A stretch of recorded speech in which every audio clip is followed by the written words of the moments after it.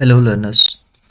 Python सीखने की series में आज हम देखने वाले हैं कि पाइथन में हम यूजर से इनपुट कैसे ले सकते हैं।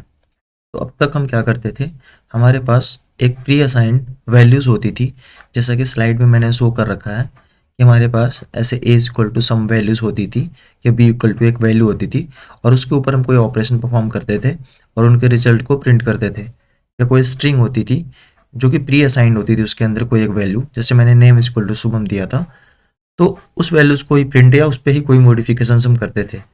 पर इन केस हमें अगर यूज़र से किसी तरीके का इनपुट लेना है, तो उस केस में हम ये देखेंगे कि यूज़र से हम रनिंग टाइम पे यानी कि एग्जीक्यूशन टाइम पे कोई इनपुट कैसे ले सकते हैं। तो ये देखने के लिए हम चलेंगे अपने वीएस कोड में और देखेंगे। तो मैंने वीएस कोड ऑन कर लिया है और यहाँ पे हम देखने वाले हैं कि हम यूज़र से इनपुट कैसे ले सकते हैं। तो अब तक हम क्या करते थे, अब तक हम ऐसा कुछ करते थे कि ए इक्वल टू हमने कुछ एक वैल्यू दे दी, बी इक्वल टू हमने कोई वैल्यू दे दी, सी के इक्वल टू अगर हमने असाइन कर दी ए प्लस बी, और उस केस में अगर हम प्रिंट करते थे सी को, प्रिंट सी, तो हमें जो वैल्यू प्रिंट होकर आती थी वो सी की वैल्यू प्रिंट होकर आती थी। सॉरी, हमने यहाँ पे एक मिस्टेक करी है, प्रिंट सी, और सी इक्वल टू हमें करना था ए प्लस बी।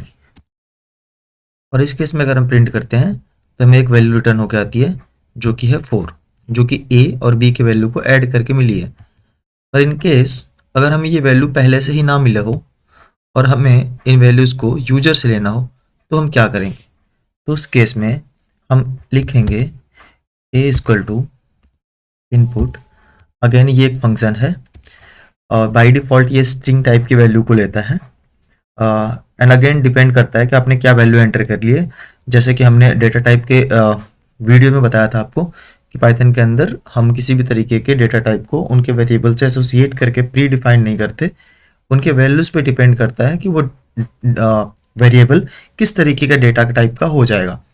तो अगेन हम इसमें लिखेंगे, इस पर जो भी कोई मैसेज हमें दिखाना है रनिंग टाइम पे, वो मैसेज हम लिखेंगे लाइक प्लीज़ एंटर ए। तो ये एक मैसेज है, अगर इसको हम अभी एग्जीक्यूट कर देते हैं तो प्रोग्राम के एग्जीक्यूशन टाइम पे हमें सेम यही मैसेज जो कि हमने उधर कोड्स के अंदर लिखा था प्लीज़ एंटर ए करके, मिल गया है। और इस केस में हमारा कर्सर यहाँ पे ब्लिंक कर रहा है, मतलब हम एक वैल्यू एंटर करने के लिए यहाँ पे एलिजिबल हो चुके हैं। तो अगर हम यहाँ पे 1 एंटर करते हैं और तो यहाँ पे हमारा प्रोग्राम एग्जीक्यूशन खत्म हो जाता है, क्योंकि आगे हमने कुछ नहीं लिखा है। अगर इस तरीके की वैल्यूज़ हमें यूजर से लेना हो तो हम ऐसे लिखेंगे। और इस केस में अगर हमें ए का टाइप चेक करना है, तो हमने जैसे पहले डेटा टाइप के वीडियो में बताया था, टाइप ऑफ ए अगर हम चेक करेंगे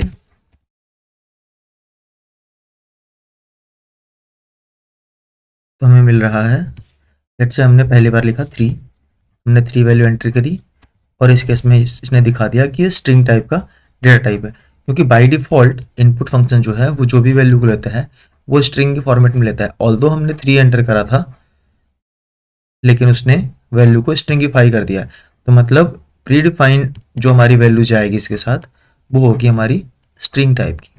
तो अगर हमें उन पे कुछ न्यूमेरिक ऑपरेशन परफॉर्म करना है तो हमें उनको टाइप कास्ट करना पड़ेगा आइदर इन न्यूमेरिक, और अगर हमें वैल्यू ही स्ट्रिंग में लेनी थी तो उस केस में हमें कुछ नहीं करना होता, क्योंकि बाय डिफ़ॉल्ट ये स्ट्रिंग में ही इस वैल्यू को लेता है। तो ये एक तरीका है पाइथन के अंदर किसी भी टाइप के वैल्यूज़ को यूजर से लेने का।